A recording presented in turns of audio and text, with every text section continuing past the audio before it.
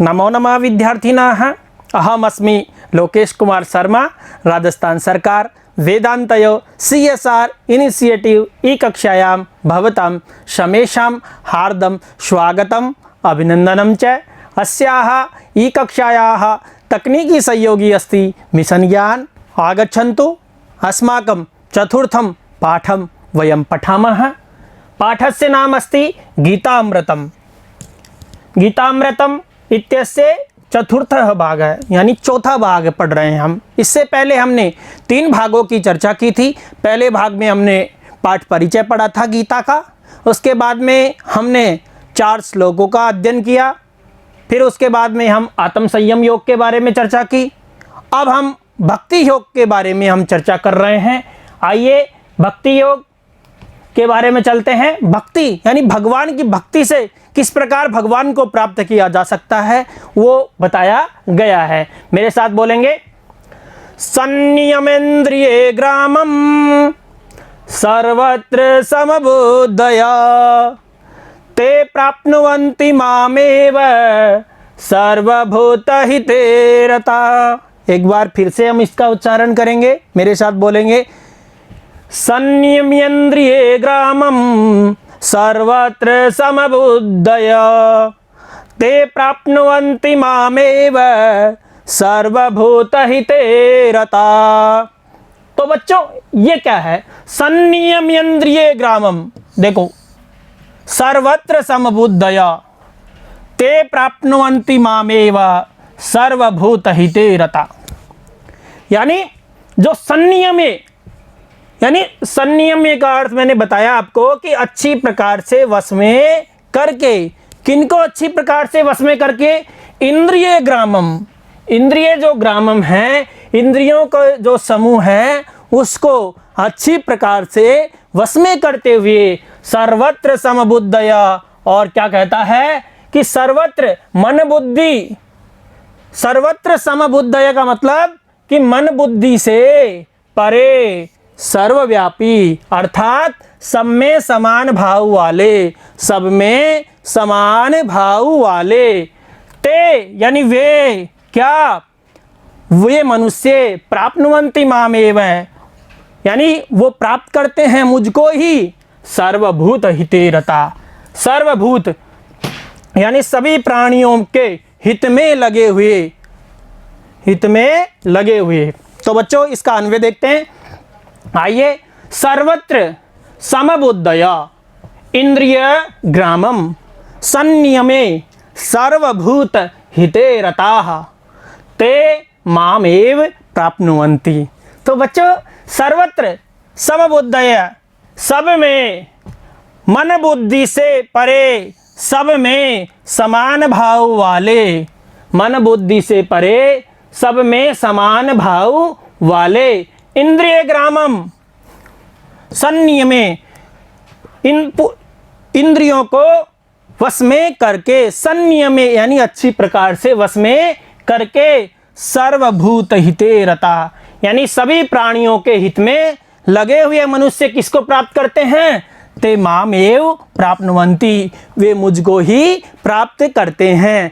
तो भगवान श्री कृष्ण अर्जुन से क्या कह रहे हैं कि जो व्यक्ति अपनी इंद्रियों को अच्छी प्रकार से वश में करते हुए और मन बुद्धि से परे, सब में समान भाव रखते हुए और सभी प्राणियों के जो हित में लगे हुए हैं, वे व्यक्ति मुझको ही प्राप्त होते हैं। अर्थात इसका नीचे मैंने दिया है कि श्री कृष्ण कहते हैं कि मन बुद्धि से परे, सब में समान भाव वाले जो पुरुष इंद्रियों के समूह को अच्छी प्रकार से वश में करके सभी प्राणियों के हित में लगे हुए हैं, वे मुझको ही प्राप्त करते हैं। यानी इंद्रियों को अच्छी प्रकार से वश में करते हुए और समान मन बुद्धि से परे, सब में समान भाव वाले, वो मुझको ही प्राप्त होते हैं। सर्वभूत हिते रता, सभी प्राणियों के हित में लगे हुए वे व्यक्ति मुझको ही प्राप्त होते हैं। अर्थात वो मुझे प्रिय हैं। इस भाव के साथ में श्री कृष्ण भक्ति योग का उपदेश देते हैं। आगे चलते हैं। मेरे साथ में आप भी बोलेंगे, अद्वेष्टा सर्वभूतानां मैत्र करुण एव च निर्ममो निरहंकार सम दुख सुख क्षमी। तो बच्चों, अद्वेष्टा सर्वभूतानां मैत्र करुण एव च निर्ममो निरहंकारः सम दुख सुख क्षमी। यानी क्या कहता है? अद्वेष्टा यानी द्वेष भाव से जो रहित है, अद्वेष्टा यानी द्वेष भाव से जो रहित है, सर्वभूतानां सभी प्राणियों में मैत्र का अर्थ है प्रिय, करुणा से युक्त, एव च इस प्रकार, निर्ममो जो ममता से रहित हैं, निरहंकार है और जिनमें अहंकार बिल्कुल भी नहीं है, और सम दुख सुख क्षमी और सम दुख सुख और सुख में जो समान रहते हैं, क्षमी यानी जो क्षमाशील है, क्षमा का जिनमें गुण है। तो जो प्राणी, क्या सभी प्राणियों में अद्वेष्टा यानी जो द्वेष नहीं रखते हैं, मित्रता का भाव रखते हैं, प्रिय हैं, करुणता से युक्त हैं, ममता से जो रहित है, जिनमें अहंकार बिल्कुल भी नहीं है, और सम दुख सुख क्षमी अर्थात दुख और सुख में जिनका समान भाव रहता है और क्षमाशील है, क्षमा से जो युक्त हैं। तो इसका अन्वय देखते हैं, सर्वभूतानामेव अद्वेष्टा मैत्रः करुणः निर्ममो निरहंकारः सम दुख सुख क्षमी च स च में प्रिय, स में प्रिय। तो ये क्या कहता है कि सर्वभूतानां जो सभी प्राणियों में अद्वेष्टा यानी द्वेष भाव से जो रहित हैं, बिना द्वेष के हैं, मैत्र प्रिय हैं, और करुण जिनमें करुणता भरी हुई है, करुणता से जो युक्त हैं, निर्मम ममता से जो रहित हैं, निरहंकार जिनमें अहंकार बिल्कुल भी नहीं है, और सम दुख सुख क्षमी च और दुख और सुख में जो समान रहते हैं, जिनमें दुख और सुख का कोई फर्क नहीं पड़ता है, क्षमी च क्षमाशील है, स में प्रिय वे लोग मुझे क्या हैं? प्रिय हैं। वे लोग मुझे क्या हैं? प्रिय हैं।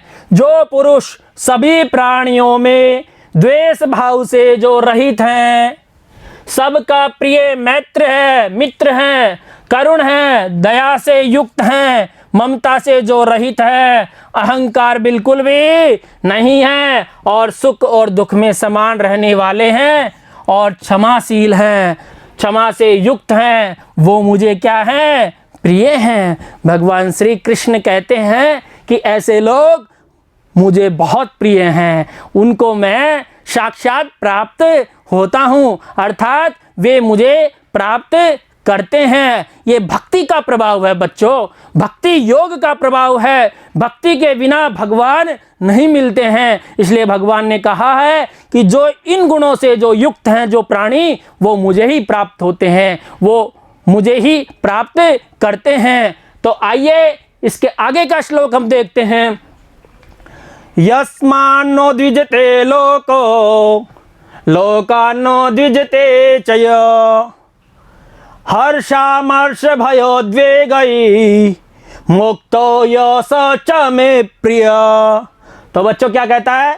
यस्मान्नो द्विजते लोको लोकान्नो द्विजते चयोः हर्षामर्ष भयोद्वेगै मुक्तो यश च मे प्रिय। कितनी अच्छी बात बताई है भगवान ने। भक्ति के द्वारा भगवान को किस प्रकार से प्राप्त किया जा सकता है ये बताया है। यस्मान्नो द्विजते लोको, यानी क्या कहता है कि जिससे संसार उद्वेग को प्राप्त नहीं होता है, जिससे संसार उद्वेग को, यस्मात् यानी जिससे, द्विजते यानी उद्वेग यानी लोको जिससे, जिस व्यक्ति से संसार उद्वेग को प्राप्त नहीं होता है, लोकानुदिजते चय, और लोक से, प्राणियों से, लोक यानी संसार से, न द्विजते चय, अर्थात जो संसार से उद्वेग को प्राप्त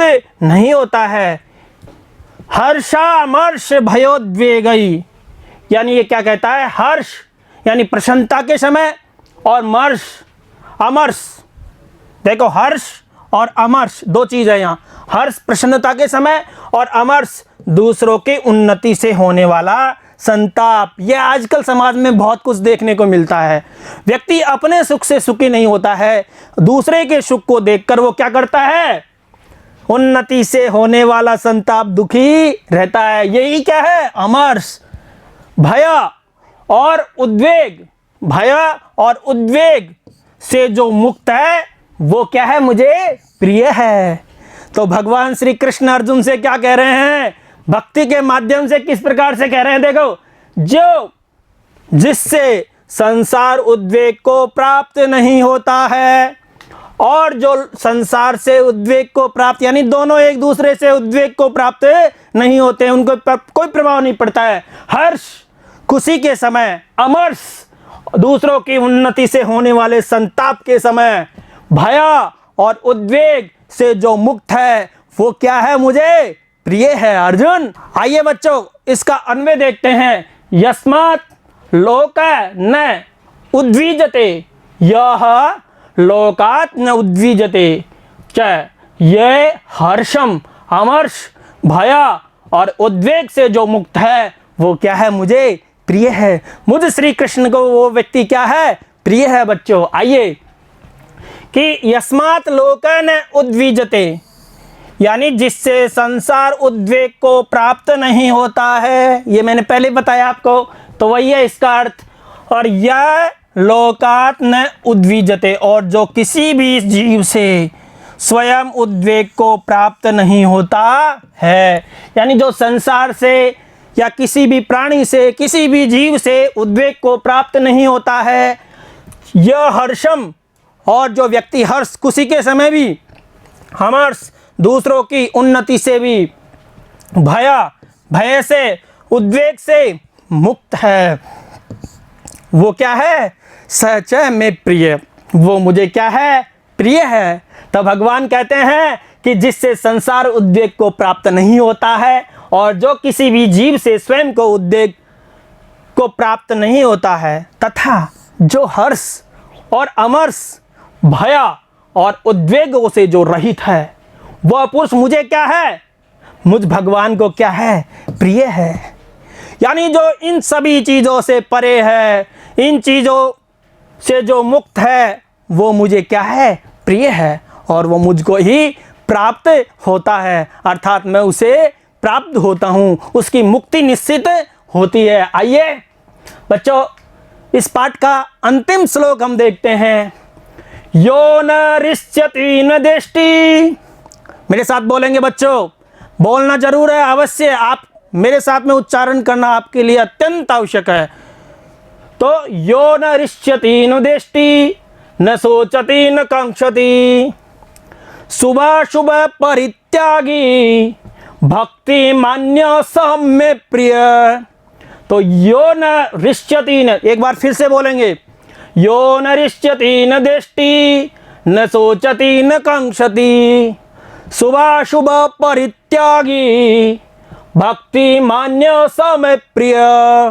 तो बच्चों ये क्या कहता है, यो यानी जो, नहीं यानी नहीं है, रिष्यति का मतलब प्रसन्न नहीं होता है, न रिष्यति यानी जो प्रसन्न नहीं रहता है, द्वेष्टि न द्वेष्टि यानी नहीं द्वेष करता है, नहीं क्या करता है, द्वेष, एक दूसरे से ईर्ष्या द्वेष, न सोचती, और क्या कहता है, नहीं शोक करता है, नहीं क्या करता है, शोक करता है, न कांक्षति और नहीं कोई कामना करता है, शुभाशुभ परित्यागी, और शुभाशुभ परित्यागी यानी शुभ और अशुभ संपूर्ण कर्मों के फल को त्याग करने वाला, शुभ और अशुभ संपूर्ण कर्मों के फल का त्याग करने वाला क्या है, भक्ति मान्य और भक्ति से युक्त है, वो क्या है मुझे? स मे प्रिय, वो मुझको क्या है? प्रिय है, अर्थात वो मुझे बहुत अच्छा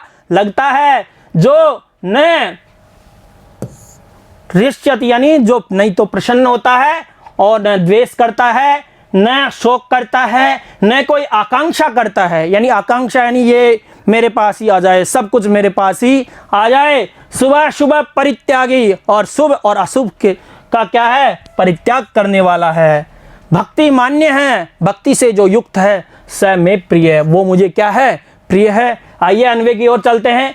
ये न ऋष्यति न द्वेष्टि न सोचति न कांक्षति, यह शुभाशुभ परित्यागी, यह भक्तिमान स में प्रिय। अर्थात ये न ऋष्यति यानी भगवान श्री कृष्ण कहते हैं कि जो पुरुष न कभी प्रसन्न होता है, जो पुरुष न कभी प्रसन्न होता है, न द्वेष्टि और न द्वेष करता है। बच्चों, जो कुछ है वो भगवान श्री कृष्ण कह रहे हैं अर्जुन से कि जो पुरुष कभी भी प्रसन्न नहीं होता है, न द्वेष्टि और न ही द्वेष करता है, न सोचति न शोक करता है, तथा न कांक्षति न कामना करता है।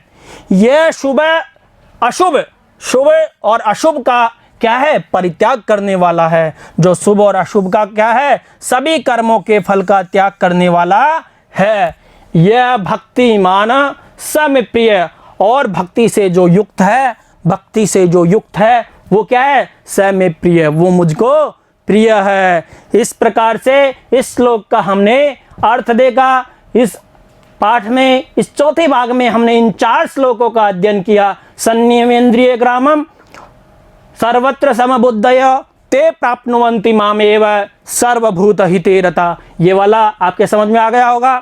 अगला हमने पढ़ा अद्वेष्टा सर्वभूतानां मैत्र करुण एव च निर्ममो निरहंकार शम दुख सुख क्षमी।